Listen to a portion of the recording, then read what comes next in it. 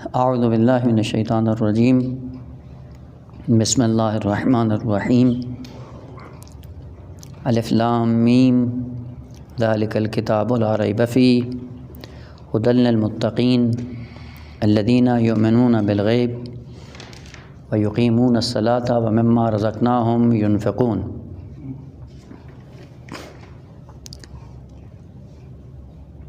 والذین یؤمنون بما انزل الیک وما انزل من قبلک وبالآخرۃ ہم یوقنون اولئک علی ھدی من ربہم واولئک هم المفلحون۔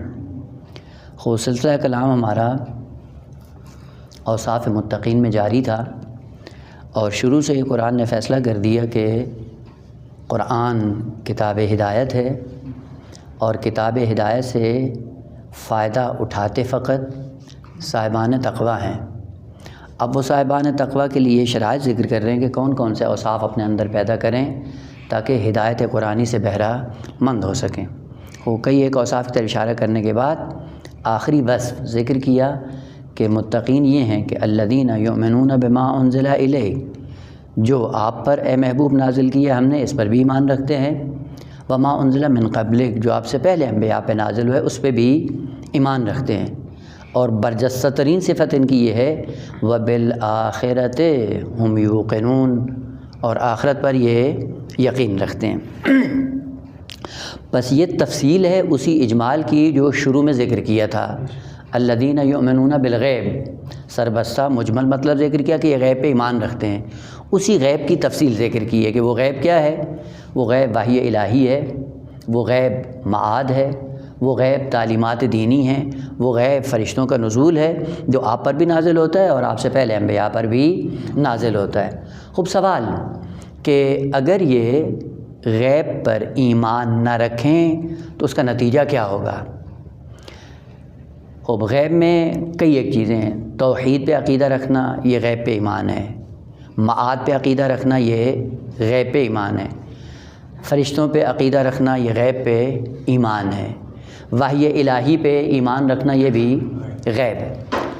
السلام علیکم، کون سا ایسا غیب ہے کہ جس پر ایمان رکھنے کے بعد میدان عمل میں انسان کی زندگی میں تبدیلی آتی ہے، اور کون سا ایسا ایمان بالغیب ہے کہ جس پہ عقیدہ رکھنے کے بعد بھی انسان کی زندگی میں کوئی تبدیلی رونما نہیں ہوتی؟ اس میں سے کہا کہ اگر توحید پر ایمان رکھنا ہو اور توحید کا عقیدہ اپنانا ہو، یہ مشکل نہیں ہے، آسان ہے۔ مثلا اگر آپ یہ مان لیں کہ خدا خالق ہے، ماننے میں کوئی حرج ہے؟ کوئی مشکل ہے؟ کوئی مشکل نہیں ہے۔ اگر آپ سے پوچھا جائے کہ من خلق السماوات والارض، زمین و آسمان کا خالق کون ہے؟ وہ جواب مشرکین بھی جواب کیا دیتے ہیں؟ لَيَقُولُنَّ اللَّهُ، بڑی تاکید کے ساتھ کہ اللہ ہے خالق۔ بس اللہ کو بعنوان خالق مان لینا، اس میں کوئی خرچ نہیں لگتا ہے اور کوئی زحمت بھی نہیں ہے، اور اللہ کو ایک ماننے سے انسان کی زندگی میں کوئی تبدیلی بھی نہیں آتی۔ وہ چیز جو انسان ساز عقیدہ ہے اور انسان کی زندگی میں تبدیلی کا باعث بنتی ہے، وہ عقیدہ معاد ہے۔ عقیدہ معاد ہے جو انسان کو سنوار دیتا ہے۔ اگر معاد کا عقیدہ آپ دین سے نکال لیں، اصل پورے دین پہ عقیدہ رکھنا آسان ہے اور اس میں کسی کو کوئی مشکل نہیں ہے۔ حتیٰ آپ جا کر بدترین جو مشرکین زمانہ تھے ان سے بھی جا کر پوچھتے تھے کہ خالق کون ہے؟ کہتے تھے اللہ۔ رازق کون ہے؟ کہتے اللہ۔ رب کون ہے؟ کہتے اللہ۔ سارا کچھ تھا، لیکن جب معاد کی بات آتی کہتے نا معاد نہیں ہے۔ یہ مشکل ہے کہ ہم اصل معاد ممکن ہی نہیں ہے، یا معاد کا ہونا بہت بعید ہے۔ اصل یہ سمجھ میں آنے والی بات نہیں ہے کہ انسان جب متلاشی ہو جائے دنیا میں تو کیسے دوبارہ زندہ ہوگا۔ یہ کیوں عقیدہ تھا؟ یہ اس وجہ سے تھا کہ انسان اپنی ذمہ داری سے اپنے آپ کو نجات دینا چاہ رہا ہے، کہ نجات اس میں ہے کہ اس کا عقیدہ ہی چھوڑ دو، اور جب عقیدہ معاد چھوڑ دیں تو اس کے بعد زندگی کیسے ہوتی ہے؟ اس انسان کی زندگی میں جو معاد کا منکر ہے اور حیوانات کی زندگی میں کوئی فرق نہیں ہے، کیونکہ حیوان عقل نہیں ہے، جس طرح دل چاہے وہ چرتا ہے، اور اگر انسان کے پاس معاد کا عقیدہ اٹھا لیا جائے تو یہ انسان اور اس حیوان میں کوئی فرق نہیں ہے۔ اسی لیے قرآن کیا کہتا ہے؟ بل الانسان علی نفسہ بصیرہ، کہ انسان اگر اپنی ذات پر نگاہ ڈالے تو پتہ چلتا ہے یہ خوب اپنی حقیقت کو جانتا ہے۔ ولو القی معاذیرہ، اگرچہ عذر اور بہانہ ڈال ڈال کے اپنے آپ کو کئی چیزوں سے الگ کر لیتا ہے۔ اور یہ ہے انسان کی زندگی میں کہ بسا اوقات انسان کو پتہ چل رہا ہوتا ہے کہ آقا دینی بات یہ ہے، در عین حال مقام عمل میں اس کی مخالفت کرتا ہے، اور مخالفت کرتے اس کی توجیہ بھی کر لیتا ہے۔ اور ایک توجیہ آج کل کیا چلتی ہے؟ ربا خواری اور سود خواری کی ہے۔ اب وہ سود کو کہیں نہ کہیں سے توجیہ کر کے حلال کر کے کھا جاتے ہیں۔ ولو القی معاذیرہ، یعنی معاذیر اور عذر بہانے بنا کے حلال کو حرام اور حرام کو حلال کرنا اس کے لیے کوئی مسئلہ نہیں ہے، آسانی سے یہ کام کر سکتا ہے۔ وہ پھر کیوں جب بصیرت ہے، یہ بل الانسان علی نفسہ ہونا چاہیے تھا بصیرن، چونکہ انسان مبتدا ہے اور بصیرتن اس کی خبر ہے۔ اور آپ کو پتہ ہے کہ جب مبتدا خبر آپس میں خبر مشتق ہو تو مبتدا خبر میں مطابقت ضروری ہے۔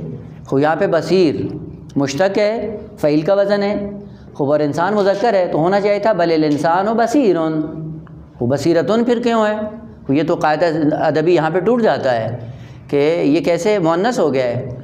جواب کیا ہے کہ بصیرتن میں تا تانیث نہیں ہے، یہ تا مبالغہ ہے، اور تا مبالغہ تانیث کی نہیں ہوتی۔ جیسے آپ کہتے ہیں علامتن، علامہ میں تانیث کی نہیں ہے، اس لیے مذکر اگر یہ تانیث کی ہوتی تو مذکر کے لیے کلمہ استعمال کرنا غلط تھا، صحیح نہیں تھا۔ بس علامتن میں تا مبالغہ ہے، بصیرتن میں تا مبالغہ ہے، اور اسی طرح عقیلتن میں بھی تا مبالغہ ہے۔ اب عقیل اور عقیلہ، عقیل یعنی صاحب عقل، عقیلہ مبالغہ ہے، بہت زیادہ صاحب عقل۔ بس یہ عقیلہ فقط جناب زینب کے لیے نہیں ہے، اگر استعمال کریں امام حسین علیہ السلام کے لیے تو وہ کیا ہوگا؟ وہ بھی عقیلہ ہیں۔ اب یہ نہ ہو کہ عقیلہ جناب زینب کے لیے اور عقیل امام حسین کے لیے، نہ خیر، عقیل جس میں مبالغہ نہ ہو، عقیلہ جس میں مبالغہ ہو۔ یا دوسرا مسئلہ آپ پڑھتے رہتے ہیں حدیث، طلب العلم فریضتن، یہ فریضتن میں بھی تا مبالغہ ہے، یعنی طلب علم بہت بڑی ذمہ داری ہے، یعنی سطحی نہ سمجھیں اس کو، بہت اہمیت کی حامل ہے یہ حقیقت۔ بس اوقات بعض کلمات ہوتے ہیں نہ سمجھنے کے نتیجے میں انسان اشتباہ کر بیٹھا ہے۔ بل الانسان علی نفسہ بصیرہ، اپنے آپ کو خوب جانتا ہے، بہت زیادہ جانتا ہے۔ لیکن ہوتا کیا ہے کہ معاد کا انکار پھر کیوں کرتا ہے؟ معاد کا انکار اس لیے کرتا ہے کہ تاکہ جانوروں کی طرح آزاد زندگی گزارے۔ اور آپ دیکھ لیں، ایک انسان جو ذمہ دار بن کر زندگی گزارتا ہے اور ایک انسان جو جانور بن کر زندگی گزارتا ہے، دونوں کی زندگیوں میں فرق نظر آتا ہے، زمین آسمان کی طرح فرق نظر آتا ہے۔ وہ جو معاد کا منکر ہے کیا کرتا ہے؟ چاہتا ہے کہ حیوانوں کی طرح چرنا شروع کر دے۔ بل یرید الانسان لیفجر امامہ، انسان چاہتا یہ ہے، عقیدہ معاد کا انکار کر کے چاہتا کیا ہے؟ لیفجر امامہ، اپنے آپ کو آزاد دیکھے، فسق و فجور کی دنیا میں اپنے آپ کو آزاد دیکھے، تاکہ ہر قسم کی بدمعاشی سے اپنے آپ کو آلودہ کرنے کے لیے آزاد ہو۔ شراب، زنا، جتنے بھی منکرات ہیں ان کو انجام دینے میں بالکل آزاد رہے۔ اور عقیدہ معاد کیا ہے کہ اگر اس کو ہو کہ مجھے ان اعمال کے انجام دینے کے بعد ایک عالم میں جا کر جواب دینا ہوگا، اگر یہ عقیدہ ہوا تو اپنے آپ کو سنبھال کے استعمال کرے گا۔ لیکن اگر یہ عقیدہ نہ ہو آغا، بلکہ وہی کفار اور مشرکین کی طرح نموت و نحیا ولا یہلکنا الا الدہر، یہ موت اور حیات کا سلسلہ کیا ہے؟ یہ اس لیے ہے کہ ایک دن پیدا کیا خدا نے، اور اسی پیدا ہونے کے بعد چلتے چلتے مر جائیں گے اور ختم ہو جائیں گے اور بس نیست و نابود ہو جائیں گے، اس کے بعد کی کوئی زندگی۔ خوب، جب اس کے بعد کی کوئی زندگی نہیں ہے تو نتیجہ کیا ہے؟ نتیجہ یہی ہے کہ بالکل آزاد ہے۔ اب تجاوز کرنا، ظلم کرنا، مفاسد اخلاقی کو انجام دینا، اس کے لیے یہ سارا کیا ہے؟ بالکل آزاد ہے۔ پس عقیدہ توحید انسان کو ذمہ دار نہیں بناتا ہے، عقیدہ معاد ہے جو انسان کی زندگی میں تبدیلی کا باعث بنتا ہے۔ لہذا ہر عمل دیکھنے سے پہلے یہ سوچتا ہے کہ یہ عمل انجام دے رہا ہوں، کل اس عمل کے مقابلے میں مجھ سے سوال کیا جائے گا۔ یعنی ایک عالم ہے جس عالم میں مجھے جا کر ان تمام تر اعمال کا جواب دینا ہوگا۔ اس کے بعد انسان کی زندگی کیا ہو جاتی ہے؟ منظم ہو جاتی ہے، ایک خاص ڈگر کے تحت چلتی ہے۔ پس عقیدہ معاد ہے جو انسان کو ذمہ دار بنا دیتا ہے، اور اگر عقیدہ معاد نہ ہو تو نتیجہ کیا ہوتا ہے؟ کئی ایک مفاسد تالی ہیں، ان میں سب سے بڑا اس کا اشکال یا سب سے بڑی مشکل یا سب سے بڑا نقصان اس کا یہ ہے کہ اگر عقیدہ معاد نہ ہو یا معاد کا عالم نہ ہو تو کیا ہوگا؟ یہ پورا نظام کائنات عبث ہے، جس میں ظالم اور عادل کوئی پتہ ہی نہیں ہے، کوئی تمیز ہی نہیں ہے۔ ظالم کون ہے؟ عادل کون ہے؟ جاہل کون ہے؟ عالم کون ہے؟ متقی کون ہے؟ فاسق کون ہے؟ کوئی اصل جب فرق ہی نہیں ہے تو کیا ہوگا؟ یہ پورا نظام عبث ہے، اور پورے نظام کا عبث ہونا یہ اصل توحید کے لیے جا کر معنی بنتا ہے۔ اصل توحید ہی نہیں ہے، اصل خدا ایسا ہے ہی نہیں کہ جو عالم کو خلق کرے جس میں سارے کے سارے برابر ہوں، فاسق عادل دونوں ایک جیسے ہوں۔ آپ دنیا میں بھی یہ نظام قبول کرنے کے لیے تیار نہیں ہوتے ہیں۔ مثلا فرض کریں دو طالب علم ایک محنت کرتا ہے اور ایک سوتا رہتا ہے، آخر میں دونوں کو 20 نمبر دے دو، یہ کون سی انسانیت ہے بھائی؟ ہمیشہ فطرت انسانی آ کر مذمت کرتی ہے اس بات کی۔ اگر معاد نہ ہو توحید کا نظام بھی صحیح سے سمجھ میں نہیں آتا، بلکہ عبث ہے، اور عبث کام حکیم ذات نہیں کر سکتی۔ پس کون سی چیز ہے جو انسان کو انسان بناتی ہے یا ذمہ دار بناتی ہے؟ آخرت کا عقیدہ ہے۔ البتہ یہاں سے انشاءاللہ جیسے ہی آئے گا عرض کریں گے کہ جتنے بھی قیامت کے نام ہیں ان میں سے ہر ایک نام کے پیچھے ایک حقیقت ہے مخصوص، اور اس حقیقت مخصوص کی وجہ سے اس لفظ کا انتخاب کیا ہے۔ انشاءاللہ عرض کروں گا اسی کے ذیل میں وَهُمْ بِالْآخِرَةِ هُمْ يُوقِنُونَ، یعنی آخرت پر یقین رکھتے ہیں۔ خوب یہ آخرت کیا ہے؟ آخرت کو آخرت کیوں کہتے ہیں؟ انشاءاللہ اگلی بات میں شاید پہنچ جائے، وہاں پہ عرض کروں گا۔ خوب بس ابھی انسان کے لیے جو ہدایت کا پیغام چیز لے کر آتی ہے وہ کیا ہے کہ اگر آپ کا عقیدہ ایمان ما انزل الیک پر ہے اور ما انزل من قبل پر ہے، یہ ایمان انسان کو مہتدی بنا دیتا ہے، ہدایت یافتہ بنا دیتا ہے۔ لہذا آپ دیکھیں کہ جن کا ایمان ہے غیب پر، وحی پر، انبیاء پر، اور انبیاء کی تعلیمات بھی یہی تھی، اور آپ قرآن کو اگر تقسیم کریں تو 1/7 حصہ قرآن کا، یعنی اگر فرض کریں 90 آیات کل ہوں تو 30 آیات مربوط ہیں عالم قیامت سے، یعنی قرآن کا تیسرا حصہ باقاعدہ مربوط ہے عالم قیامت سے۔ قرآن کو اول سے آخر تک اگر آپ تلاوت کریں تو آپ کو پتہ چل جائے گا کہ اس قرآن کے 3 حصوں میں تقسیم کی جائے، ایک پورا حصہ مشتمل ہے معاد پر، اور یہ بار بار یہ معاد کا کیوں تذکرہ کیا جا رہا ہے؟ اور تمام انبیاء کی ذمہ داری یہی تھی کہ لوگوں کو عالم آخرت کی نسبت آشنا کرنا ہے، اور وجہ اس کی یہ تھی کہ عالم آخرت پر ایمان رکھنے سے انسان کیا ہو جاتا ہے؟ ذمہ دار بن جاتا ہے، اور اس کے بعد اپنے اعمال کی بررسی کرتا ہے۔ اسی لیے خالق کائنات نے حکم دیا اپنے محبوب کو فَأَعْرِضْ عَمَّنْ تَوَلَّىٰ عَنْ ذِكْرِنَا، اے محبوب ان سے منہ موڑ لو۔ کون لوگ؟ کہا کہ جو ہماری یاد سے غافل ہیں، جو ہماری یاد سے غافل ہیں تم بھی ان سے منہ موڑ لو، اس قابل نہیں ہے کہ ان کو اہمیت دی جائے۔ وَلَمْ يُرِدْ إِلَّا الْحَيَاةَ الدُّنْيَا، ایک گروہ یہ ہے کہ یہ کیا چاہتے ہیں؟ فقط دنیا، نہ حیات دنیا۔ یہاں پہ الحیات موصوف ہے اور کلمہ دنیا اس کی صفت ہے۔ اس کا معنی کیا ہے؟ پست زندگی موصوف صفت ہے۔ ہاں، بس یہاں پہ حیات دنیا اس سے مراد پست زندگی ہے، اور اس سے پتہ چلتا ہے کہ پست زندگی کے مقابلے میں ایک طیب زندگی ہے، پاکیزہ زندگی ہے، ایک عظیم زندگی ہے۔ بس یہاں پہ حیات الدنیا، حیات موصوف، دنیا اس کی صفت ہے۔ ایسی زندگی چاہتے ہیں جو پست ترین زندگی ہے، اور پست ترین زندگی کیا ہے؟ اسی عالم مادہ کی زندگی ہے، کہ عالم مادہ میں یہ زندگی جو انسان گزارتا ہے، جس میں حیوان بھی زندگی گزار رہا ہوتا ہے، یہ پست ترین زندگی ہے۔ اور پستی کی علامت کیا ہے؟ معصوم نے ذکر کیا ہے، من حوان دنیا، اس کی پستی کے لیے یہی کافی ہے کہ انہو لا یؤسا الا فیہا، کہ اس عالم کی پستی کے لیے یہی کافی ہے کہ اس عالم کے علاوہ کسی اور عالم میں خدا کی معصیت نہیں ہوتی. یہ فقط عالم مادہ ہے جہاں پہ خداوند عالم کی معصیت کی جاتی ہے، اور اسی معصیت کے بل بوتے پہ یہ پسترین عالم ہے اور پسترین زندگی ہے یہ. پس حیات دنیا سے مراد وہ زندگی جو پست ہو، اور پستی کی علامت کیا ہے کہ جس میں معصیت خدا ہو. چونکہ معصیت خدا ہوتی ہے اس لیے یہ پست زندگی. اور بعض لوگ اسی زندگی کو اپنا ہدف بنا لیتے ہیں کہ یہی ہماری بہترین زندگی ہے. اس بہترین زندگی میں جینے کے لیے ہر قسم کی معصیت کرنے کے لیے تیار ہوتے ہیں، ہر قسم کی ذلت اپنانے کے لیے آمادہ ہوتے ہیں. بس یہ حیات دنیا یعنی پسترین زندگی یہی ہے.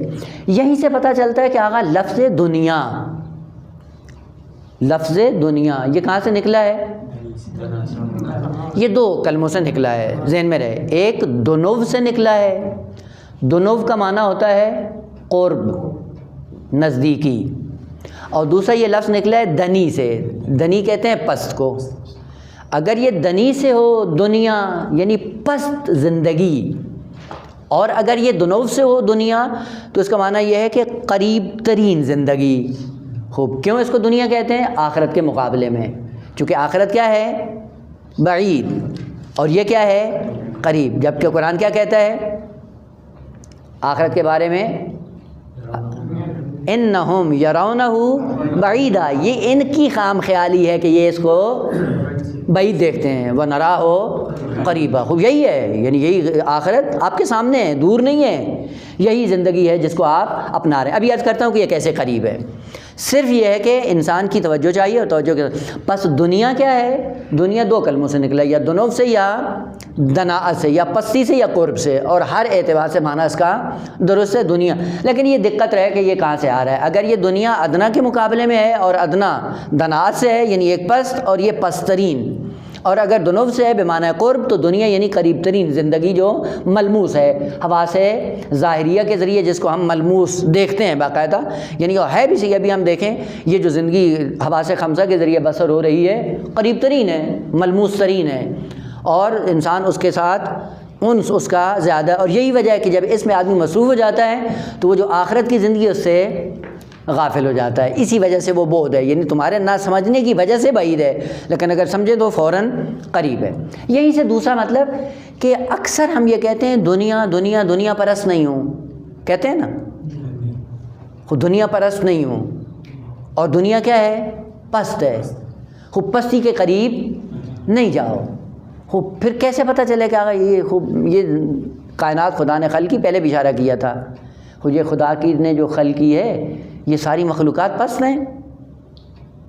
وہاں پہ عرض کیا تھا کہ یہ عالم، یہ جو آپ کو نظر آ رہا ہے، اس عالم کو دنیا نہیں کہتے ہیں.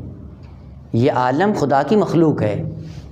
چاند، سورج، درخت، حیوانات، انسان، من جملہ یہ ساری کائنات جو خدا نے خلق کی ہے یہ دنیا نہیں ہے، یہ مخلوق خدا ہے. اور مخلوق خدا کے لیے خدا نے بے صورت موجبہ کلیہ ذکر کیا ہے. الذی احسن کل شیء خلقہ، کہ جو بھی خدا کی مخلوق ہے وہ حسن ہے، پس نہیں ہو سکتی. پس یہ کائنات جو آپ کو نظر آتی ہے یہ مخلوق خدا ہے، اور مخلوق خدا کیا ہے؟ حسن ہی حسن ہے، اس کے اندر ذرہ برابر پستی نہیں ہے. تو پھر دنیا کیا آگا؟ کا دنیا فقط اعتبارات کا نام ہے، حقائق کو دنیا نہیں کہتے ہیں. اعتبار کیا ہوتا ہے؟ آج ہے کل نہیں ہوگا. مثلا مثالیں بھی قیاس کی تھیں.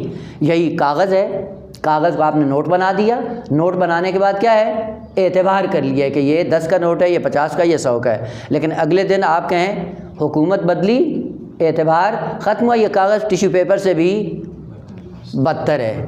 بس یہ حقیقت نہیں ہے، یہ اعتبار ہے. پس دنیا اعتبارات کا نام ہے، اور وہ کیا ہے؟ یہی حقائق کے درمیان رابطہ انانیت برقرار کر لینا دنیا ہے. کیا کہنا؟ یہ میز میری ہے، گھر میرا ہے، گاڑی میری ہے. اس میں کو دنیا کہا جاتا ہے جو مذموم ترین ہے. اگر یہ سب کچھ تیرا ہے تو اپنے ساتھ کیوں نہیں لے کے جاتا؟ اگر یہ سارا کچھ تیرا ہے تو تیرے جانے کے بعد یہ باقی کیوں ہے؟ تو چلا جاتا ہے اور یہ ساری چیزیں باقی بس تیری نہیں تھی، اگر تیری ہوتی تو اپنے ساتھ لے جاتا. بس اسی میں اور میری کا نام دنیا ہے. بس وہ جو دنیا پرست ہوتا ہے وہ کون ہوتا ہے؟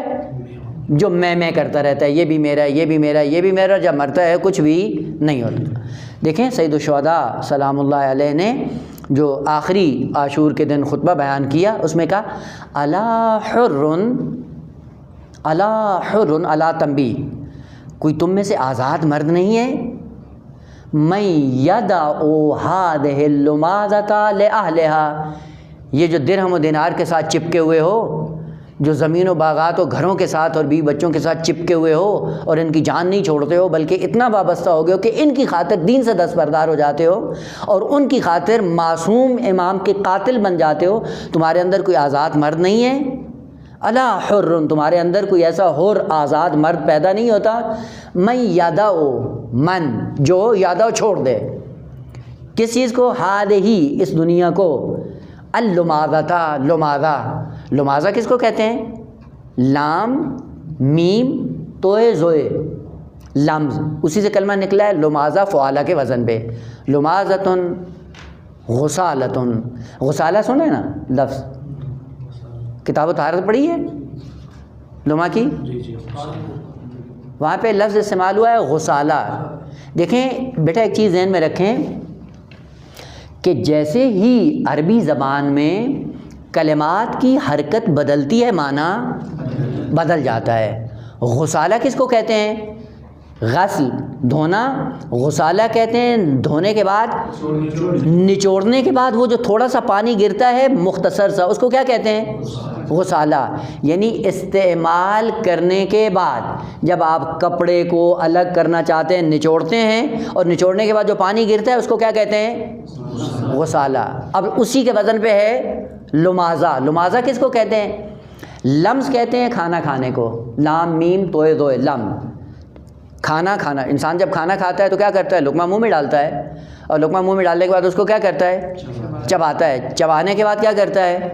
نکل لیتا ہے. نکلنے کے بعد بعض کھانے کے ذرات دانتوں میں رہ جاتے ہیں، وہ جو ذرات رہ جاتے ہیں ان کو لماذہ کہا جاتا ہے. بچا ہوا کھانا کون سا کھانا؟ وہ جو دانتوں کے بیچ میں رہ جاتا ہے. اور پھر کیا کرتے ہیں؟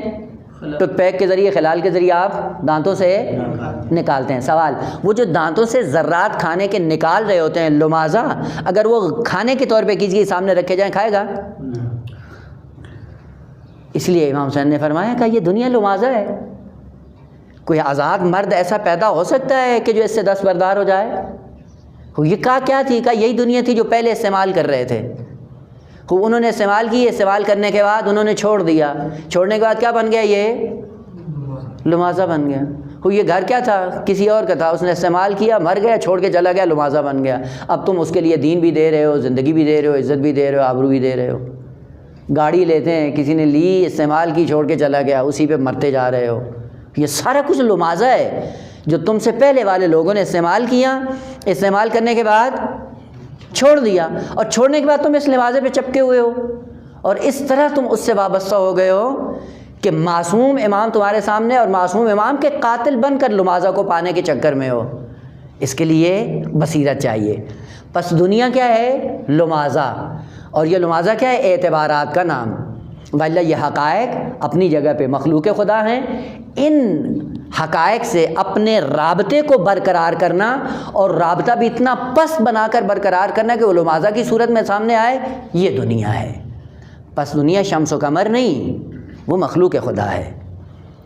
اور یہ جو کائنات آپ کو نظر آتی ہے دنیا نہیں ہے، بلکہ یہ مخلوق خدا ہے، اور مخلوق خدا حسین ہے. ان سے رابطے برقرار کر کے اپنے آپ کو بھول جانا، دین کو بھول جانا، توحید کو بھول جانا، معاد کو بھول جانا، یہ دنیا ہے. اور اسی لیے جو کہا جاتا ہے کہ بعض لوگ دنیا دار ہیں، اور دنیا داری کے لیے کثرت مال کا ہونا ضروری نہیں ہے. ممکن ہے دنیا یعنی مال دنیا بہت کم ہو اور اس سے وابستگی زیادہ ہو جائے، پس یہ دنیا دار ہے. اور اسی طرح عین ممکن ہے کہ بہت کچھ ہو لیکن وابستگی نہ ہو. وہ کتنے ایسے لوگ ہیں سب کچھ ہے دنیا کا، لیکن جب بھی دیکھیں کس کا کہتے ہیں امانت خدا ہے، میرا نہیں ہے. بس عجیب ہے نا. ان روابط کو توڑنے کی کوشش کرو۔ میں ایک مثال عرض کروں تاکہ مطلب اور زیادہ ذہن میں آ جائے۔ دیکھیں جب ہم دنیا میں آتے ہیں تو ہماری حالت کیا ہوتی ہے؟ جب تک شکم مادر میں ہوتے ہیں ہم شکم مادر میں غذا کھاتے ہیں، لیکن کہاں سے غذا جاتی ہے؟ ناف کے ذریعے۔ ناف کے ذریعے وابستہ ہوتے ہیں ماں سے، اور ساری غذا اس ناف کے ذریعے منتقل ہو رہی ہوتی ہے ہمارے جسم میں۔ خوب ایک زمانے میں جب وہ غذا تکمیل ہو جاتی ہے اور نصاب پورا ہو جاتا ہے تو پھر شکم مادر سے عالم دنیا میں آ جاتے ہیں، اس مادی زندگی میں۔ خوب جب اس دنیا میں آتے ہیں تو پہلا کام کیا ہوتا ہے؟ پہلا کام کیا ہوتا ہے؟ وہ ناف کاٹنا ہوتا ہے۔ جب تک ناف نہیں کٹے گی اس عالم میں نہیں آئے گا، اور جب ناف کٹتی ہے روتا ہے۔ یہ روتا کیا ہے؟ یعنی ایک ارتباط ختم ہوا ہے، اس ختم ہونے کے نتیجے میں کیا ہے؟ بکا ہے، رونا ہے۔ وہ وہاں پہ ایک ملموس ناف تھی جس کو کٹنے کے بعد ہم اس عالم میں آئے، اور دوبارہ جب اس عالم میں آئے تو کئی ایک ناف ہم نے خود بنا لی ہیں۔ گھر سے ناف جوڑ دی، گاڑی سے، پیسے سے، اور جتنے بھی مقامات شہرت ہیں ان سے اپنی نافیں جوڑ رکھی ہیں۔ خوب جب اس عالم سے جائیں گے تو پھر کیا ہوگا؟ خوب ایک دفعہ دایا کاٹتی ہے، ایک دفعہ اسرائیل کاٹتا ہے۔ خوب اسرائیل جب کاٹے گا وہاں پہ پھر کیا ہوگا؟ وہی رونا جو مختصر تھا اس عالم مادہ میں آنے کے لیے، اب وہ جب اسرائیل کاٹے گا تو پھر بکائے ابدی ہے، چونکہ نافیں ہم نے بہت زیادہ جوڑ لی ہیں۔ خوب پھر کیا کرو کہ اسی دنیا میں رہتے ہو خود سے اس ناف کو کاٹ دو۔ اور جب خود سے کاٹو گے تو اسرائیل کو کوئی زحمت بھی، آپ کے اندر بکا کا عالم بھی نہیں ہوگا، خوشی کے ساتھ چل نکلیں گے۔ ہے کئی علماء کے لیے کہ ہے، ابھی شاید حرم میں بھی دفن ہوں، پڑھا کریں حالات زندگی۔ ایک عالم گئے ہمدان کے اندر، بہت بڑا نام تھا ان کا، پیاس لگی ان کو تو کہیں پہ آئے تو کہا کہ اگر کوئی پانی دے دیں تو پیاس لگی، پانی لے کے آئے، پانی بڑا ٹھنڈا گوارا، جب انہوں نے پیا بڑی لذت محسوس کی، پانی پینے کے بعد بڑا خوش ہوئے، اور خوش ہونے کے بعد کہتے ہیں کہ بہترین جب پانی پی کے لذت پیے تو ایک مرنا بھی اچھا ہو زندگی میں تو کیسا ہوگا؟ تو کہا ویسے ہی چادر اوڑھی اور سو گئے۔ کہ جب پانی پینے سے اتنی لذت ملتی ہے تو آپ مرنے سے بھی لذت اٹھائیں، چادر اوڑھی اور دنیا سے چلے گئے۔ یہ کون ہے؟ کہ جنہوں نے اپنی ناف اصل عالم دنیا سے کسی سے وابستہ نہیں کی ہے۔ اور عجیب بات یہ ہے کہ ابھی تصور کریں کہ وہی جو شکم مادر میں ہمیں غذا مل رہی تھی، خود جانتے ہیں نا کیا ہے؟ تصور کر لینا انسان کے لیے زجرآور ہے۔ وہی نجاست کہ جس کے لیے فقہ نے کہا ہے کہ اگر سر سوزن بھی لباس میں ہو نماز باطل ہے، اور وہی غذا ناف کے ذریعے جا کر انسان پرمان چڑھا، اور جب عالم دنیا میں آیا اور وہی غذا جو شکم مادر میں اس انسان کو دی جا رہی تھی اگر وہی نکال کر پلیٹ کے سامنے رکھ دی جائے، کہیں تناول کرو، اب کیسی حالت بنے گی انسان کی؟ عالم دنیا بھی ایسی عزیزان من، یہ جن چیزوں سے ہم نے اپنی زندگیوں کو تباہ کیا ہوا ہے اور جن کے نتیجے میں حق و ناحق کرتے رہتے ہیں، یہ کیا ہے؟ ان کی حقیقت جب عالم آخرت میں پہنچیں گے اس کی حقیقت وہی نجاست ہے جو عالم شکم مادر میں تھی، اور وہی اٹھا کر سامنے پیش کر دی جائے گی، اور پھر کھانے کے لیے تیار نہیں ہوگا۔ اس لیے قرآن نے کئی نام اس کے دیے، کہیں غسلین کا، کہیں زقوم کا، کہیں طعام الاثیم کا، کہیں کچھ کا۔ یہ کیا ہے؟ کہا یہی عالم دنیا کی غذائیں تھیں جن غذاؤں کے لیے تم ایک دوسرے کا دست پہ گریبان ہوتے تھے، اور اس لمازہ کو پانے کے لیے نہ دین کا خیال تھا، نہ خدا کا خیال تھا، نہ آخرت کا پاس تھا، کچھ بھی نہیں تھا، نہ عقل اور شعور کی منزل پہ آئے۔ وہ کیا تھا؟ اس کا باطن، اس کی حقیقت کیا تھی؟ وہ کیسے جائیں گے وہاں پہ اور اس کی حقیقت باطن سامنے آئے گی، اس کے بعد انسان کہے گا میں اس کے لیے ذلیل ہوتا رہا تھا، لیکن اس کے بعد فرصت نہیں ملے گی، واپس نہیں آئے۔ بس عرض یہ کر رہے تھے کہ متقی کون ہے؟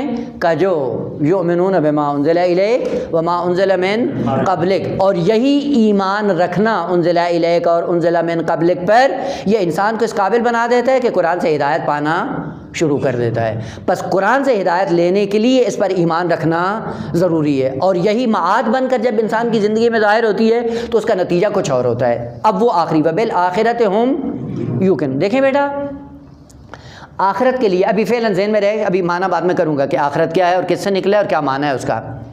فعلاً یہ ہے کہ اس عالم کے بعد کی زندگی کہ جو ابھی ہمیں نظر نہیں آ رہی، اس کے بارے میں، اس زندگی کے بارے میں عقیدہ رکھنا انسان کو انسان بنا دیتا ہے۔ اب وہ عقیدہ کیسا ہو کہ آخرت پہ عقیدہ رکھنے کے لیے 4 صورتیں ہیں، ان 4 صورتوں کے میں اثر دیکھیں کتنا ہوتا ہے۔ مثلا آپ کو آخرت کے بارے میں وہم ہے، احتمال ہے۔ وہم اور احتمال کیا ہوتا ہے کہ جو 50 سے کمتر ہو اس کو کہتے ہیں احتمال۔ مثلا 10%، 5%، 20% آپ کو ہے احتمال کہ شاید قیامت ہو۔ اب اس کا اثر کیا ہوگا زندگی میں؟ الگ اثر ہوگا۔ اگر آپ اس احتمال سے نکل کر شک کی دنیا میں آ جائیں، شک ہو آپ کو عالم آخرت کے بارے میں، تو کیا ہوگا؟ 50-50 ہے، اب اس کا اثر کچھ اور ہوتا ہے۔ اور اگر آپ کو ظن ہو جائے، ظن یعنی 75% احتمال دیں کہ قیامت ہے، 25% احتمال دیں کہ نہیں ہے، جب ظن آئے زندگی میں تو پھر کیا ہوتا ہے؟ کچھ رویہ کچھ اور بدل جاتا ہے۔ اور اگر 100% آپ کو اس کے یقین ہو، اس کے بعد کیا اثر ہوتا ہے؟ ظاہر سی بات ہے جیسے جیسے معرفت کے درجات بڑھتے ہیں ویسے ویسے اس حقیقت کے بارے میں اثرات بھی انسان کی زندگی میں تبدیلی کا باعث بنتے ہیں۔ مثال عرض کروں، یہاں پہ ایک گلاس پڑا ہوا ہے، گلاس میں زہر ہے، آپ احتمال دیتے ہیں کہ شاید اس میں زہر ہو، پیتے ہیں؟ احتمال ہے، ہاں، یقین نہیں ہے، پیئیں گے؟ کبھی نہیں پیئیں گے۔ زہر کا احتمال ہے، یقین نہیں ہے، شک بھی نہیں ہے، ظن بھی نہیں ہے، احتمال ہے 5%، 10%، 12%، لیکن اپنے آپ کو آلودہ کیوں نہیں کرتے ہیں؟ کیونکہ عقل یہ کہتی ہے کہ یہی احتمال ممکن ہے واقع کے مطابق ہو۔ خوب پھر آپ اپنے ہاتھ کو زہر سے آلودہ، خوب اگر احتمال سے بڑھ کر شک ہو، 50% احتمال دیں پانی ہے، 50% احتمال دیں زہر ہے، پھر بھی پیئیں گے؟ ہو اگر ظن ہو جائے، احتمال قوی دیں کہ زہر ہے، کم ترین احتمال دیں یہ پانی ہے، پھر بھی آپ پیئیں گے اس کو؟ خوب جب تک آپ کو یقین نہیں ہوگا کہ یہ 100% پانی ہے، آپ ہاتھ نہیں بڑھاتے ہیں۔ کیوں نہیں بڑھاتے ہیں؟ اس لیے کہا جاتا ہے کہ اگر خطرات کی دنیا میں انسان احتمال کی حد تک بھی ہو تو اس پہ اثر مرتب کرتا ہے۔ یہی زہر ہے، احتمال ہے، احتمال کی صورت میں اتنا اثر اس کے اوپر مرتب کرتا ہے کہ کبھی بھی اپنے آپ کو آلودہ نہیں کرتا ہے۔ لیکن عجیب بات یہ ہے کہ جب انبیاء آ کر کہتے ہیں کہ ایک عالم ہے، اس میں حساب کتاب ہوگا، وہاں پہ عذاب ہے، وہاں پہ نعمات ہیں، لیکن اس سے بالکل ڈرتا ہی نہیں ہے، ترتیب اثر نہیں دیتا ہے۔ وجہ کیا ہے؟ وجہ یہ ہے کہ چونکہ آخرت کی زندگی کو اگر یہ قبول کر لے احتمال کی حد تک بھی تو بھی اس کی زندگی سنور جاتی ہے، لیکن احتمال کی حد تک بھی قبول کرنے کے لیے تیار نہیں ہے، حیوانوں کی طرح زندگی بسر کرنے کے لیے آمادہ ہے۔ بس وَهُمْ بِالْآخِرَةِ هُمْ يُوقِنُونَ، اوصاف متقین میں کا بالا ترین معرفت کا درجہ ہے ان کے اندر، نہ فقط آخرت کے بارے میں احتمال رکھتے ہیں، نہ شک رکھتے ہیں، نہ ظن رکھتے ہیں، نہ بلکہ یقین کی منزل پہ فائز ہے۔ اور یقین کا اثر یہ ہوتا ہے کہ جس کی زندگی میں یقین آ جاتا ہے اس کی زندگی میں خلاف ورزی ممکن نہیں ہوتی ہے۔ اس لیے متقین کیا ہے؟ ذرہ برابر دین کی مخالفت نہیں کرتے ہیں، ذرہ برابر کسی کی حق تلفی نہیں کرتے۔ اور ہمیں بھی اسی کا درس دیا جا رہا ہے کہ اگر آپ متقی بننا چاہتے ہو تو کیا کرو؟ اپنے اندر آخرت کی نسبت یقین کو پیدا کرو۔ اب وہ ابحاث انشاءاللہ آپ خود جا کر اس کو تھوڑا بہت مطالعہ کریں کہ یقین کے پھر 3 درجے ہیں۔ یقین، علم الیقین، عین الیقین، حق الیقین۔ اب یہ کم ترین درجہ کیا ہے؟ علم الیقین۔ خوب اگر علم الیقین پہ آ جائے، ممکن ہی نہیں ہے کہ متقی کی زندگی میں ترک اولا بھی آپ کو دکھائی دے۔ اب پتہ چلتا ہے کہ انبیاء کی زندگی میں ترک اولا کیوں نہیں تھا، حتیٰ مستحب کام کو ترک نہیں کرتے تھے، مکروہ کو ترک نہیں کرتے، نہ اس لیے کہ اگر مستحب کو چھوڑ دیا تو ایک حور العین میں کمی آ جائے گی، ایک کم ملے گی، یا مکروہ کو ترک کرتے تھے نہ اس لیے کہ ایک باغ کم ملے گا، نہ باغ کی بات نہیں ہے۔ مسئلہ کس کا ہے؟ مسئلہ قرب الہی کا ہے۔ اگر میں قرب الہی سے محروم ہو گیا تو کیا کروں گا؟ بہشت کی بات نہیں ہے، جہنم کی بات نہیں ہے. پس بہشت و جہنم اپنی جگہ پہ. اب وہ اس کا فلسفہ انشاءاللہ جیسے آئے گا اگلی آیات میں عرض کروں گا. جب متقی اہل یقین بن جاتے ہیں تو زندگیوں میں ترک اولا نظر نہیں آتا. نہ فقط ترک اولا نظر نہیں آتا مقام عمل میں، بلکہ گناہ کا تصور زندگیوں میں نہیں آتا ہے. وہ کیوں نہیں آتا ہے؟ کہ اس لیے کہ اہل یقین ہے. اور جب اہل یقین ہوتا ہے عالم کو دیکھ رہا ہوتا ہے اپنی آنکھوں سے. اگر آپ ایک چیز کو دیکھیں کہ یہاں یہ نجاست پڑی ہے، کبھی اپنے آپ کو آلودہ کریں گے؟ تصور کریں گے؟ تصور بھی نہیں کریں گے. پس متقی عالم آخرت کی نسبت اس طرح ہیں کہ عالم آخرت کو اس طرح سے دیکھ رہے ہوتے ہیں، پورے اوصاف کے ساتھ اس حقیقت کو دیکھ رہے ہوتے ہیں. لہذا کیا کرتے ہیں؟ گناہ کے قریب نہیں جاتے ہیں اور حسنات سے اپنے آپ کو پیچھے نہیں رکھتے ہیں، بلکہ حسنات کی دنیا میں تصورات کی دنیا اور تصور میں بھی گناہ کو ذہن میں نہیں لاتے ہیں. کیوں نہیں لاتے ہیں؟ اس کا ایک الگ فلسفہ ہے کہ انشاءاللہ جیسی بات میں عرض کریں گے. اس میں یہ ہے کہ فطرت انسانی، انسان کو بہت سی چیزیں خدا نے دی ہیں. جسم دیا ہے، بدن دیا ہے، بدن کے ساتھ حواس خمسہ دی ہیں، اور ایک اس کو فطرت دی ہے. اب وہ فطرت کیا ہے؟ ایک سورہ مبارکہ ہم میں جب وہ بیان کر رہے تھے وہاں پہ تھوڑا بہت عرض کیا تھا. فطرت ایک خاص خلقت ہے انسان کے اندر جو فقط انسان کو دی ہے، کسی اور مخلوق کو نہیں دی ہے. اور اس فطرت کو کیسے کیا ہے؟ اگر مثال کے ذریعے عرض کرنا چاہوں، یہ فطرت کیا ہے؟ ایک ویڈیو کیمرہ ہے جو خداوند عالم نے انسان کے اندر فٹ کر دیا ہے، اور وہ کیا کرتا ہے؟ اس کا کام ہے آپ کی میری تصویر بنانا، اور دقیق ترین کیمرہ ہے اور یہ تصویر بناتا ہے. تصویر کس آپ نے دیکھا ہے نا کہ جہاں پہ جاتے ہیں کیمرے لگائے ہوتے ہیں، اور کیمرے کے سائے میں کیا ہوتا ہے، لوگ پھر اپنے آپ کو آلودہ نہیں کرتے ہیں، کہتے ہیں او کیمرہ لگا ہوا دیکھ رہا ہے بھائی، چوری نہیں کرنا. ہو کیمرے کا اتنا ڈر ہے، خدا کا اتنا ڈر نہیں ہے. ہو یہ فطرت کیا ہے؟ ایک کیمرہ ہے ویڈیو. کیا کرتا ہے؟ جو کچھ آپ کرتے ہیں یہ ساری اس کی تصویریں بناتا رہتا ہے، پکچر بناتا رہتا ہے. یہ فطرت انسان کی پوری آپ کی جتنی زندگی ہے اس میں خدا نے آپ کی ذات کے اندر یہ فٹ کر دیا ہے، اور یہ سارے اعمال، حتیٰ آپ تاریکی کے عالم میں جب سو رہے ہوتے ہیں پھر بھی یہ تصویر بنا رہا ہوتا ہے. اس سے بالاتر عام کیمرے کیا ہوتے ہیں؟ اگر سامنے کوئی آپ کی ہے ذات، تصویر آ رہی ہے تو وہ تصویر بناتا ہے. لیکن اگر یہاں پہ کیمرہ ویڈیو فٹ کر دیں تو میری تصویر یہ بنا رہا ہے کہ میں سامنے بیٹھا ہوں، بول رہا ہوں، سارا کچھ ہوں، اس کی تصویر بنا لے گا. لیکن اس کیمرے سے کہو کہ میں جو سوچ رہا ہوں اس کی تصویر بناؤ، بنا لے گا؟ یہ اس کا کام ممکن نہیں ہے. خدا نے اتنا دقیق کیمرہ بنام فطرت انسان کے اندر رکھا ہے کہ آپ جو سوچتے ہو اس کی تصویر بھی بنا لیتا ہے. اگر گناہ کا تصور کرتے ہو فوراً یہ فطرت اس کو صورت اس کی بنا لیتی ہے، تصویر بنا لیتی ہے. اسی لیے معصوم کی زندگیاں چونکہ فطرت پاک پر مشتمل ہوتی ہیں، تصور گناہ بھی نہیں کرتے ہیں. کیوں نہیں کرتے ہیں؟ کہ یہ فطرت کا جو کیمرہ لگایا ہے خدا نے اس کی فوراً تصویر بنا لیتا ہے. اور جیسے ہی گناہ کا تصور کرتے ہیں اس سے کیا ہوتا ہے؟ فطرت آلودہ ہو جاتی ہے. جس کی فطرت آلودہ ہو وہ دوسروں کو ہدایت کرنے کے قابل نہیں ہوتا. یہی وجہ ہے کہ عصمت کی دنیا میں معصوم کے لیے ضروری ہے کہ حتیٰ گناہ کا تصور بھی نہ کرے. کیوں؟ تاکہ پاک و پاکیزہ رہے. جب پاک و پاکیزہ رہے گا دوسروں کی ہدایت کرنے کے قابل ہوگا. اور جب آلودہ ہو جاتا ہے حتیٰ گناہ کے تصور کرنے سے اس قابل نہیں ہے کہ اس کو اسوہ بنا کے خالق کائنات بشریت کی ہدایت کے لیے بھیج دے. ممکن ہی نہیں ہے. بس فطرت ایک ویڈیو کیمرہ ہے جو آپ کی تصویر بناتا رہتا ہے. اور ہوگا کیا بیٹا؟ جیسے ہی موت آئے گی اب یہ فطرت کیا کرے گی؟ اس فطرت کو آن کر دیا جائے گا. اب دیکھو تم کیا تھے.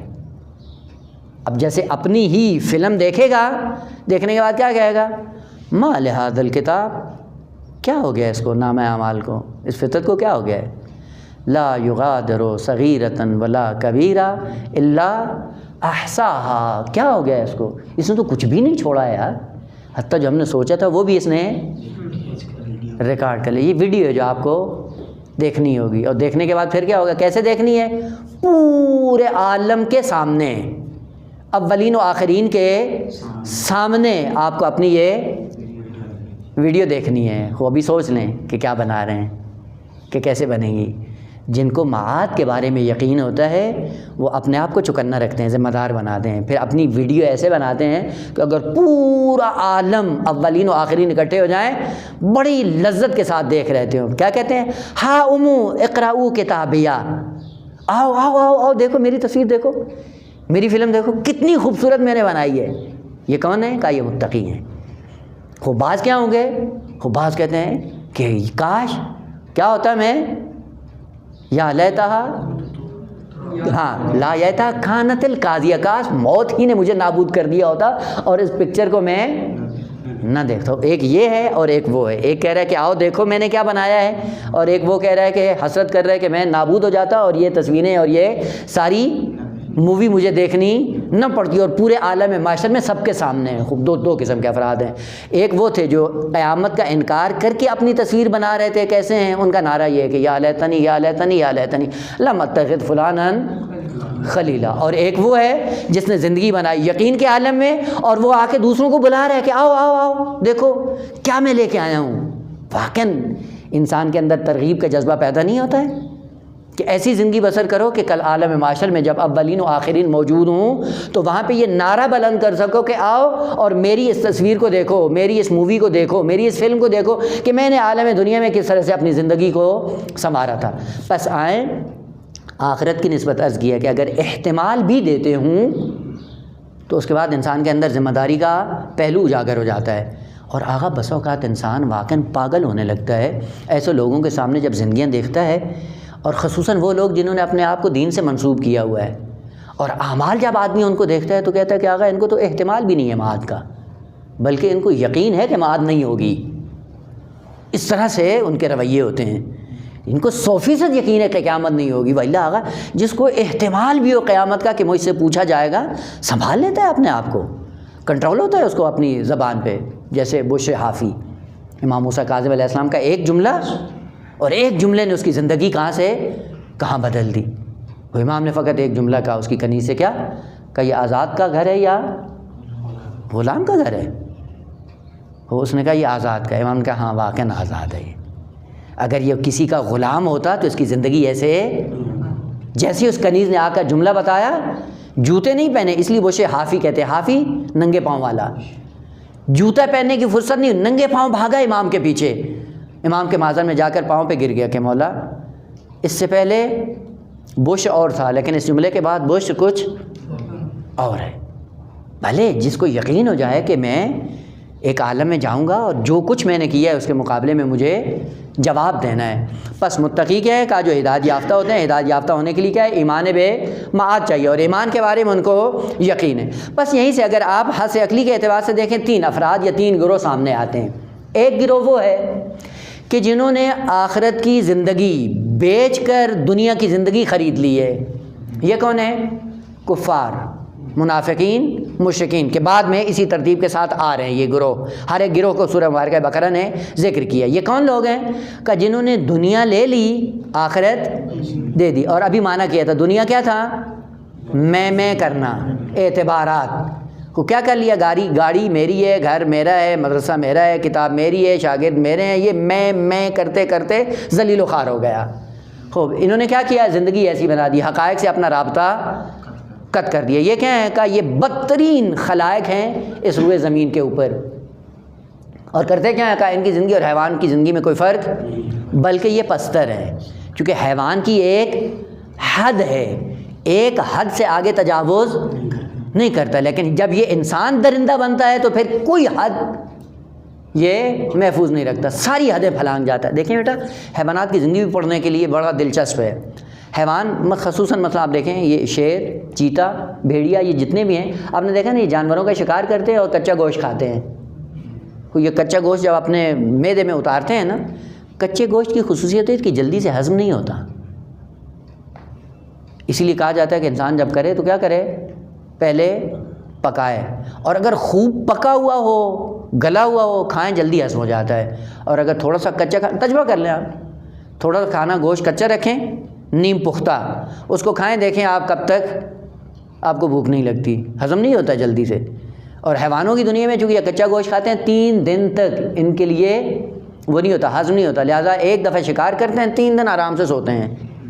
اور عجیب بات یہ کہ خدا نے ایسا غریزے کے طور پہ جانوروں کے بھی اس میں رکھا ہوا ہے طبیعت کے اندر کہ وہ جو جن کا شکار کرتے ہیں خود ان کو بھی پتہ چل جاتا ہے کہ اب اس کا پیٹ بھرا ہو یا 3 دن تک کچھ نہیں کہے گا، لہٰذا اس کے ساتھ آ جاتے ہیں، بیٹھتے ہیں، اٹھتے ہیں، کوئی پرواہ نہیں ہوتی ان کو۔ لیکن یہ انسان جب درندہ بنتا ہے تو یہ ایسا چیرتا پھاڑتا ہے کہ حیوانوں کو بھی پیچھے چھوڑ دیتا ہے۔ بس ایک گروہ کیا ہے کہ جنہوں نے آخرت کو بیچ کر دنیا خرید لی، بٹور لی، آنا آنا کرتے رہے اور آنا آنا کے اندر ہی مر گئے، عنکبوت کی طرح اور اس مکڑی کی طرح کہ اپنے جال کو بنتا رہا اپنے سائڈ میں اور اسی کے اندر ہی۔ پتہ ہے نا آپ کو عنکبوت کا اس کی زندگی کیسے ہوتی ہے، معلوم ہے نا؟ جال بنتا ہے اپنے ارد گرد اور پھر اسی جال کے اندر پھنس جاتا ہے اور اسی میں ہی مر جاتا۔ نظام ہے یہ، عجیب ہے۔ ان اوہن البیوت لبیت العنکبوت، بعض کی زندگی عنکبوتی زندگی ہے۔ سارے یہ چیزیں بٹورنے اور اکٹھے کرنے کے چکر میں مکڑی کی طرح جال بناتا رہا اور اسی میں پھنس کے مر گیا اور اسی مرنے کے بعد واصل جہنم ہو رہا ہے بدبخت۔ خوب بعض ایسے ہیں۔ اور اس کے بعد دوسرے کون ہیں؟ دوسرے وہ ہیں من یشری نفسہ ابتغاء مرضات اللہ، جنہوں نے دنیا دے دی، آخرت لے لی۔ خود جب آخرت لے لی ہے تو اس کے بعد ان کی زندگی میں آنا نظر آتا ہے؟ خود جب دنیا دے دی، جب دنیا کے مالک نہیں ہیں، جب اس کے بدلے میں خرید لیا ہے کچھ، دنیا دے کر آخرت لے لی ہے، اس کے بعد آپ کو ان کی زندگی میں آنا نظر نہیں آتا ہے۔ خود معصومین کی زندگی میں آپ کو میں نظر آتی ہے؟ یا پاکیزہ علماء کے اندر چلے جائے آپ کو میں نظر آتی ہے؟ نہیں آتی۔ کیوں نہیں آتی؟ وجہ یہ کہ معاملہ کیا ہے خدا سے، اور معاملہ کیا کیا ہے کہ اگر ہم نے دنیا دے دی اس کے بدلے میں آخرت لے لی۔ یا سورہ بارکہ توبہ میں کیا ہے؟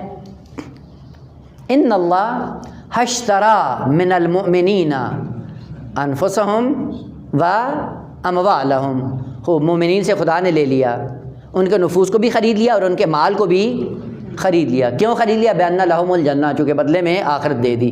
خود جب آخرت دے دی، یہ مال ان کا خدا نے خرید لیا۔ جب خدا نے خرید لیا تو یہ مال ان کا ہے؟ خود جب اپنا ان کا نہیں ہے تو کبھی آپ کو میں کا لفظ آپ کو نہیں کریں گے۔ کیوں نہیں کریں گے؟ چونکہ یہ دے دیا ہے، معاملہ کر دیا۔ جب معاملہ کیا ہے، دنیا دے کر آخرت لے لی ہے، تو آخرت لینے کے بعد ان کا ہے ہی نہیں۔ اسی لیے عجیب ہے، امام حسین علیہ الصلوۃ والسلام جب عاشور کے دن آتے ہیں تو کیا کہتے ہیں؟ ترکت الخلق طرا فی ہواک، سب کچھ چھوڑ دیا۔ کیوں؟ چونکہ میرا ہے ہی نہیں۔ جب میں نے دے دیا ہے اور سے تیری رضا لے لی ہے تو معاملہ کیا ہے حسین نے؟ خود جب معاملہ کیا تو پھر کیا ہے؟ خود میرا ہے ہی نہیں۔ جب میرا ہے نہیں تو دیتے ہوئے مجھے کوئی تکلیف ہوگی؟ جتنے قریبی ترین عزیز و اقارب تھے رائے خدا میں دیتے ہوئے امام خوشی کے عالم میں دے رہے ہیں، کوئی ملال چہرے پہ نہیں آ رہا۔ کیوں نہیں آ رہا؟ کہا اس لیے کہ سب کچھ دے کے مرضی خالق کو خرید لی ہے۔ آخرت جب خرید لی ہے تو پھر دنیا کی جو چیزیں دی تھیں اب وہ ان کی ہیں ہی نہیں، امانت تھی۔ خوب آپ کو امانت دیتے ہوئے تکلیف ہوتی ہے؟ نہیں۔ خوب کب تکلیف ہوتی ہے؟ جب اپنا سمجھتے ہیں کہ یہ میرا ہے۔ جب میں آتا ہے اس کے بعد خرچ کرنا مشکل ہوتا ہے، لیکن جب عقیدہ یہ ہو کہ یہ امانت ہے، امانت دیتے ہوئے انسان کو تکلیف نہیں ہوتی ہے۔ البتہ بعض ایسے خائن ہوتے ہیں کہ امانتوں میں بھی پھر خیانت کرتے ہیں۔ پس دوسرا گروہ کون ہے؟ کہ وہ جو عالم دنیا کو دے کر عالم آخرت کو لے لیتے ہیں، رضائے الہی کو لے لیتے ہیں، رضائے الہی کے لیے سب کچھ دے دیتے ہیں۔ ترکت الخلق طرا فی ہواک وایتمت الاولاد لکی اراک، تیرا دیدار کرنے کے لیے میں نے اپنی اولاد کو بھی یتیم کر دیا ہے، دے دیا سب کچھ۔ کیوں؟ اس لیے کہ معاملہ کیا آپ کے ساتھ۔ جب معاملہ کیا اس کے بعد ہماری زندگیوں پہ، ہماری زبان میں کہیں لفظ میں نظر نہیں آئے گا، کہیں دنیا نہیں آئے گا۔ اس لیے امیر المومنین کیا فرماتے ہیں؟ یا دنیا غری غیری، کیا کرو؟ جاؤ کسی اور کو دھوکہ دو، علی تیرے دھوکے میں آنے والا نہیں ہے۔ اور یہ دنیا کیا ہے؟ خلافت، مال، جاہ، حشم، شہرت، ساری چیزیں، زمین، باغات۔ اور عجیب بات ہے کہ مدینے سے لے کے مکہ تک امیر المومنین نے پوری زمینوں کو آباد کیا۔ کنویں کھودتے تھے، کنویں کھودنے کے بعد پانی نکالتے، پانی نکال کے باغات بناتے۔ جیسے ہی پانی نمودار ہوتا کنویں سے فوراً لے کے آتے کاغذ لے کے، اور اے خدا میں اس کو وقف کر دوں۔ کہاں زندگی ملے گی ایسی پاکیزہ آپ کو؟ ساری محنت اپنی، کسی کا دیا ہوا نہیں ہے۔ آباد کرنے کے بعد جیسے ہی کنواں کھودتے ہیں، پانی نکلتا ہے، باغات بنتے ہیں، فوراً کہتے ہیں لاؤ میں لکھ دوں کہ یہ میرا نہیں ہے۔ میں کی بات ہی نہیں ہے۔ وہ جب لے لی اور لینے کے بعد کیا ہے؟ وہ آخرت ہے. خوب جب آخرت کے بعد ہے تو کیا ہے؟ کہا یہی ہدایت یافتہ ہیں. اور یہی قرآن نے کہا ہے کہ متقی کون ہے؟ کہ جو آخرت پر یقین رکھتے ہیں, آخرت کی زندگی لے کر دنیا کی زندگی دے دیتے ہیں, اور دینے کا نتیجہ کیا ہوتا ہے؟ کہ ہدایت ان کو مل جاتی ہے. بس متقی وہ ہے جو دنیا کی زندگی دے کر آخرت لیتا ہے, اور آخرت لینے کے بعد اس کو کیا چیز میسر آتی ہے؟ ہدایت. بس ہدایت کی منزل پہ آ جاتا ہے. تیسرا گروہ وہ کون ہے؟ خلطوا عملا صالحا وآخر سیئا. ایک گروہ ایسا ہے, کیا کرتے ہیں؟ کبھی عمل صالح ہے اور کبھی معصیت ہے. ہوتا ہے نا, جیسے ہمارا گروہ, ہم ایسے نہیں ہیں, یعنی 100% ادھر بھی نہیں ہے اور 100% ادھر بھی نہیں ہے. کبھی دل آ گیا, حلال کھانا کھایا, اس نے اثر دکھا دیا, نماز شب پڑھ لی, اور جب کھانا صحیح سے نہیں کھایا, کھانے نے اثر کیا, تو صبح کی نماز بھی جاتی رہی. خلطوا عملا صالحا وآخر سیئا. ان کا کیا ہوگا؟ کا قانون الہی ہے کہ اگر عمل صالح انجام دیں گے, اس عمل صالح کے نتیجے میں ہدایت یافتہ ہو جائیں گے, اتنی مقدار میں ہدایت مل جائے گی. اور جتنی مقدار میں معصیت کی, اس کے نتیجے میں کیا ہوگا؟ دل میں تاریکی آ جائے گی. اور اسی کشمکش میں زندگی گزارنے کے بعد کیا ہوگا؟ اس عالم سے منتقل ہو جائے گا. متقی کون ہے؟ متقی یہ ہیں کہ یؤمنون, اور یؤمنون کے بعد وبالآخرۃ ہم یوقنون, حالت یقین میں. حالت یقین میں کیا مطلب؟ یہ ذرہ برابر اپنے آپ کو آلودہ نہیں کرتے ہیں, بس ہدایت یافتہ بھی ہیں, یقین کے عالم میں زندگی بسر کرتے ہیں, اور گویا کہ آخرت کو کیا کر رہے ہیں؟ سامنے دیکھ رہے ہیں. البتہ معنی بعد میں کریں گے کہ انہم یرونہ بعیدا ونراہ قریبا. جیسے ہی لفظ آخرت کا معنی کریں گے, اس کے بعد اس مطلب کو بہترین انداز میں انشاءاللہ بیان کریں گے, تاکہ قابل ہضم بھی ہو جائے اور قابل فہم بھی ہو جائے. بس خلاصہ کیا ہوا کہ متقین کا آخری وصف کہ قیامت کے بارے میں یقین رکھتے ہیں, اور قیامت کو ایسے دیکھ رہے ہیں جیسے آپ ہاتھ کی ہتھیلی کو دیکھتے ہیں. خوب اس کے نتیجے میں کیا ہوتا ہے؟ فوراً نتیجہ اولئک علی ھدی من ربہم واولئک ھم المفلحون. دیکھا آیات کا ارتباط, یعنی ہر آیت دوسری آیت سے جڑی ہوئی ہے کہ پہلے یہ کیا, اس کا نتیجہ یہ ہوا. بس یہ 5 اوصاف پیدا کیے, خدا نے اعلان کر دیا, تمغہ مدرک دے دیا, جہاں تم مصطفیٰ کی طرف سے نہیں, خدا کی طرف سے ملا ہے. اور وہ کیا ہے؟ اولئک علی ھدی من ربہم. معنی کریں گے انشاءاللہ جیسے پہنچ گیا. الحمدللہ رب العالمین.